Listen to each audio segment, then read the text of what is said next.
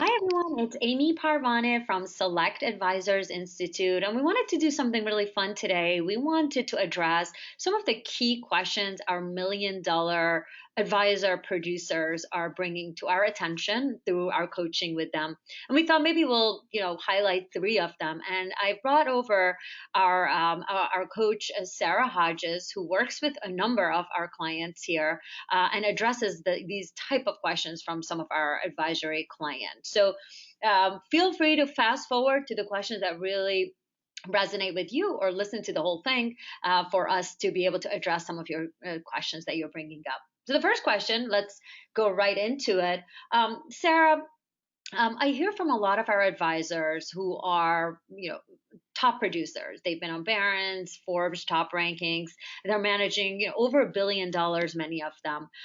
Bring Mhm. up the following key challenge to us, which is, look, Amy, I've developed this massive Rolodex. You can't not have a Rolodex if you've been in this business for a really long time of millionaires, billionaires, really heavy hitters in my community. I have heavy duty centers of influence through my club, through my membership organizations. But I don't want to be that guy or that lady who is known as that wealth manager who's constantly going up and bring this up. It's just an inner issue I have. I just don't want to ruin my friendships, and I have this yucky feeling about those type of people. So when those scenarios come up, Sarah, what are your top solutions to address that? Yeah, that's a great question that I hear of quite a bit. I was just actually working with an advisor recently who brought this up.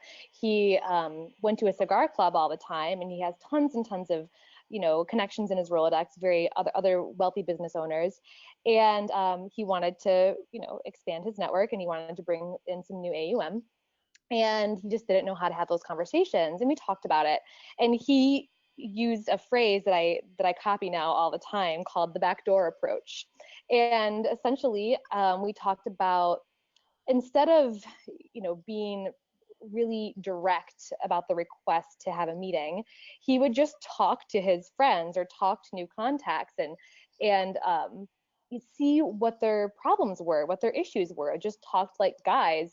And then if there was, kind of a back door in the conversation where he could bring up what he does and how he may add them value or help solve their problem, it made it much easier for him to then get a meeting and potentially bring in new money. So that's I think was a really great way for him to approach it that was very successful.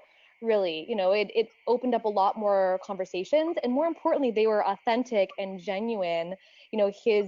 His purpose in speaking with them was to offer them something of value, as opposed to just get his friend to sign up with him, if Mhm. that makes any sense. Exactly. And I also think sometimes with friends, starting to change the conversation from sports and, family to more things that they've been doing in their day-to-day work really helps too, because then it starts having that friend start remembering what you do. Yeah, and it can help a lot if we model our authenticity for them as well. You talk a lot about the Rocky story, Amy, and that's just one of many examples of how we can show our true selves. If you're showing your true self and you're open about maybe a couple of struggles that you have, and you're relating with them on a really, natural, authentic, empathetic level, that person is likely going to open up to you, and there's some way that you can probably help them. And even if in that conversation doesn't have anything to do with their money, it's still going to, generate more trust, and it'll allow you in future conversations to talk on a deeper level. Maybe it is about a business, solution or a financial issue that they need some support with. Exactly, exactly. I love that. And I always remind advisors about why they are scared to begin with, right? I mean, if you are a surgeon who's figured out the solution to a really, fatal illness, are you going to protect your friends from you and not approach them about this, this a new cure? Or are you going to want to tell your friends? Because if you don't, then the next doctor who probably doesn't know what he is doing is probably going to take over. So it's you're kind of protecting your friends by really being on top of it for them too. Yeah, it really flips the conversation about what you can do for them as opposed to what they can do for you. And if you maintain that intention, it makes those conversations much easier. I'm looking out for you and your best interest as opposed Exactly. to, Yeah. yeah. As opposed to I'm not that person who tells the world what I do. So it's why not tell the world is the way we should be, approaching it. Yeah. Great. Okay. Awesome. Now we're going to go to question two. Question two really highlights another key challenge. It's a luxury problem to have, but it is a major issue that a lot of advisors who do sign up with us come to us with, which is I am missing that drive and tenacity I had when I was just starting in this business and eating ramen soup and living in a, in a studio.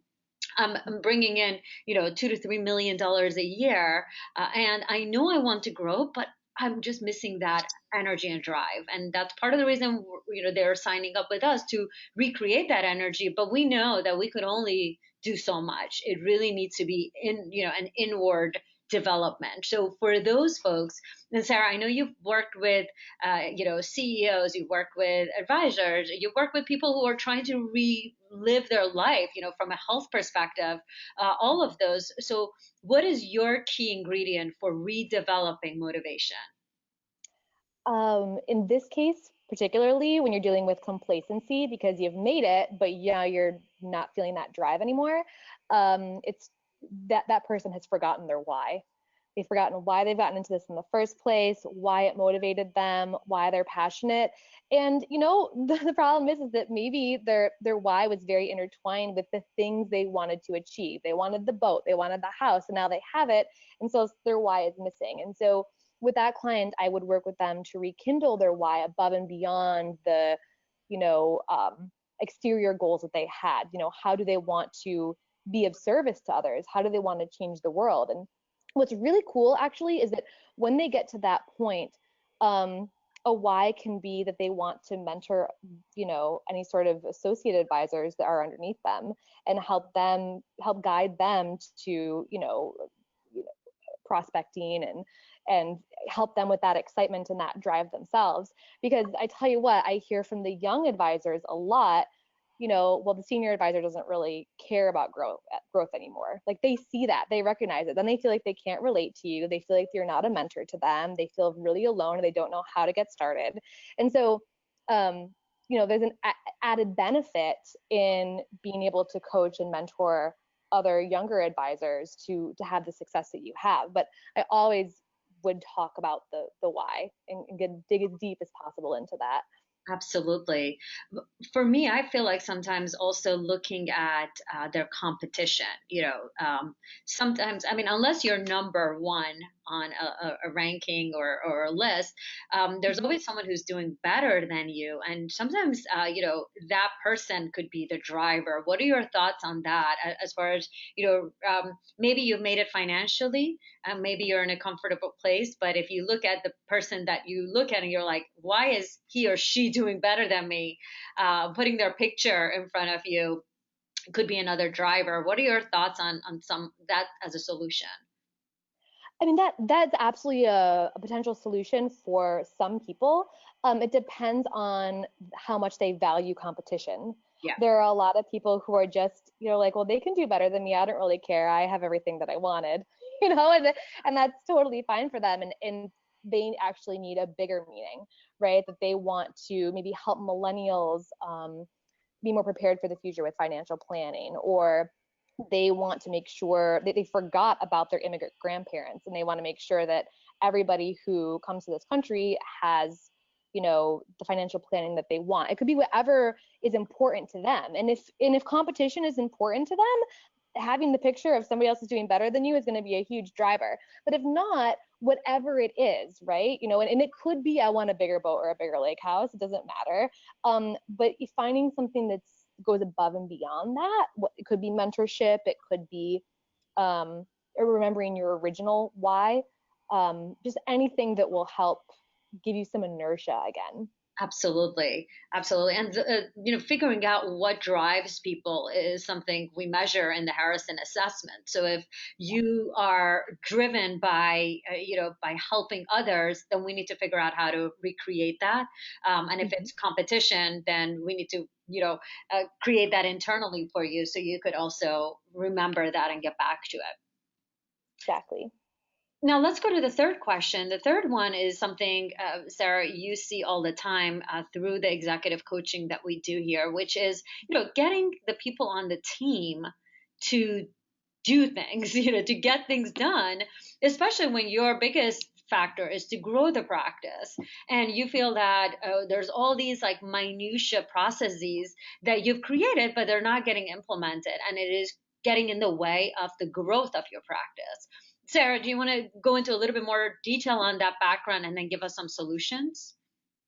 Yeah, and this is a problem that I hear very frequently with the senior advisors or partners, that you know are struggling because they're working so hard to bring in new assets under management, but their teams aren't necessarily following the processes and the protocol that they've put in place, or they feel like they're doing too much hand holding. There's a multitude of issues, and typically what it comes down to is are a couple of different things.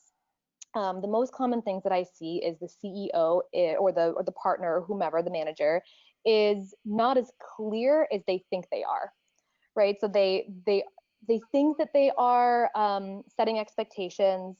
They think that they are setting very clear boundaries and follow through, and yet they are not. They'll repeat to me what they've said, and it's actually would be more passive aggressive, or they think, well, it's just understood when it's just not. Another thing that happens is that the manager, partner, CEO, it gets very frustrated because they feel like, quote, their employees should just know, they should just do it, or they should just. And whenever I hear the should just, I know that the empathy is lost, right? They're thinking about these people and having expectations that they're robots instead of human beings, which would be great, right? If like everything just ran, autonomously and automatically, and but that's not the reality. The reality is you're managing human beings with multitude of feelings and their own personal struggles and their own interpretations and perspectives of how things are happening at your firm. Um, and so there are two things that I really recommend there, and that's working on clarity and working on empathy and gratitude, and and that goes above and beyond just giving them big bonuses or incentivizing them that way. It's also face to face time, asking them what they need help and support with, asking them their opinions about how the systems and processes are working and how they would optimize it, because they're really the ones, in the trenches. Um, and just being extremely, extremely clear on what's expected, asking them their interpretations of what you've said so that you know that they're clear about what's expected, and following through on those deadlines, and following through and having more frequent meetings with your staff. Those are a few starting places, um, that I would begin with. Yeah, I love that, Sarah. Well, thank you so much for your time. For all of you listening to this, if this resonated with you or if you are feeling, with similar challenges, please do reach out to us, and we look forward to working with you on them. Thank you.